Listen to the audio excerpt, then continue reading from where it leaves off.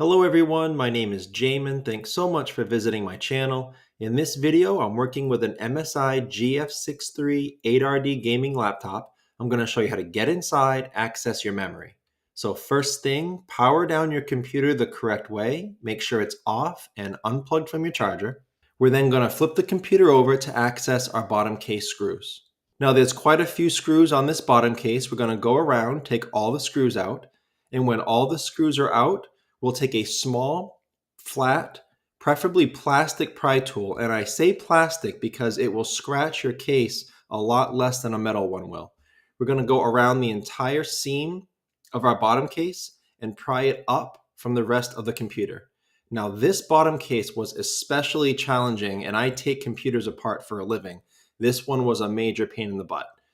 So you're going to go slow. Try not to get the pry tool too far in. You can damage some internal components. Keep it on the edge, slow but firm, and pry the bottom case up. One of the especially difficult parts that you may encounter is to the rear of the computer, prying it up. This is a view of the rear, and you'll see here you have to pry it up right here along this seam that goes over your vent, over the HDMI, and then sinks down a little lower and continues on. So that's going to be especially challenging. You're going to want to pry these two components apart from each other. And then once you get it fairly loose, you're going to want to flip the computer over, open your screen a little bit, and go at it from this side because that guard needs to come off. So after you pry that off, then you come in here and you actually remove it from on top of the palm rest. After you've removed it, you can close your top lid, you can close your screen, and it looks like this. See, you pried that top part up along here, and now you've taken it up. After that part comes up, then you're going to continue to pry the bottom case off from this seam now, right above your vent, all the way down here, again above the HDMI, coming down in this direction. That was the most challenging part of getting that bottom case up.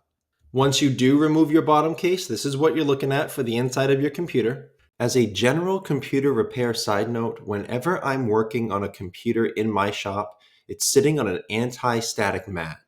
Either that or an anti-static bracelet are great ideas to avoid damaging anything in your computer when you're working on it. If you would like help with any tools or supplies for your computer project, as well as any replacement or upgrade parts for this specific model computer, I will have a link above, also below in the description, and it will be a list of all the tools and replacement parts I use for this computer. As a last word of caution, before I touch anything in a computer, I always either remove or at least unplug my battery. A computer is safest to work on when as little power as possible is running through it. So just to flip the computer over so we can see it a little better, this is your battery down here, and it plugs into the motherboard right here. So as with any cables or wires in a computer, try to avoid pulling on the wires themselves. Try just to manipulate the plug if at all possible. Sometimes these wires can pop right out of the plug and you can damage them. So there's a little grip right there in the center. You can put a pry tool on that and gently push it down, push this plug out.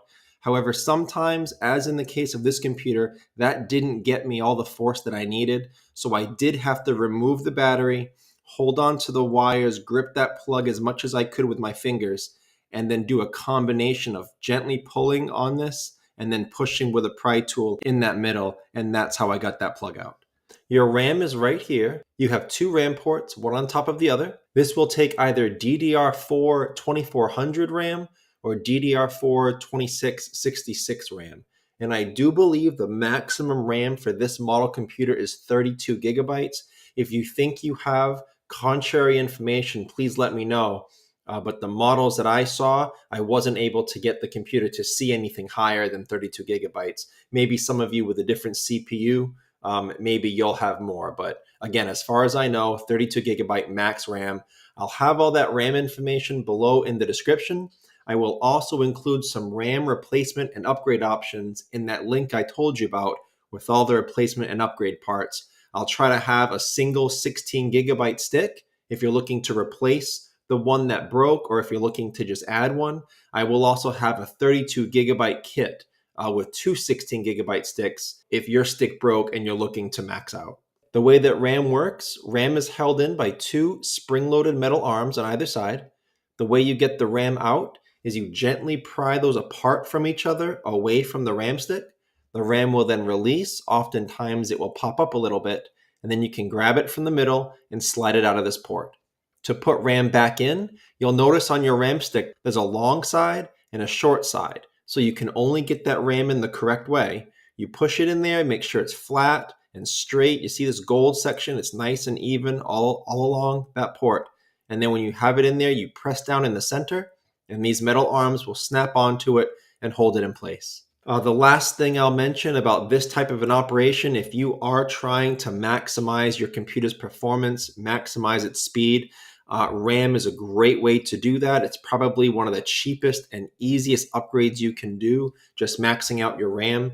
And if you want another suggestion to max out, you can always upgrade your storage. You have 2 different storage devices here, and especially this one can be upgraded down here in the corner. I will have a video link below in the description. It'll be kind of this same video, and it'll go more into the storage devices and how to upgrade those. But that's this video, how to get inside your GF63 8RD and access your memory. Thanks again so much for watching. Please remember to like and share if this helped you out, if you think it can help someone else out. And feel free to subscribe if you enjoy DIY computer content like this, or if you just want to keep me on hand to answer any of your future computer questions. I do try to answer all questions throughout my channel at least a couple times a day. Also, feel free to check out the related links section below in the description. From time to time, I do try to add things in there that I think will help you with your general computer life, make it more productive, more enjoyable. So thanks again for watching, everyone. I look forward to seeing you on my next video.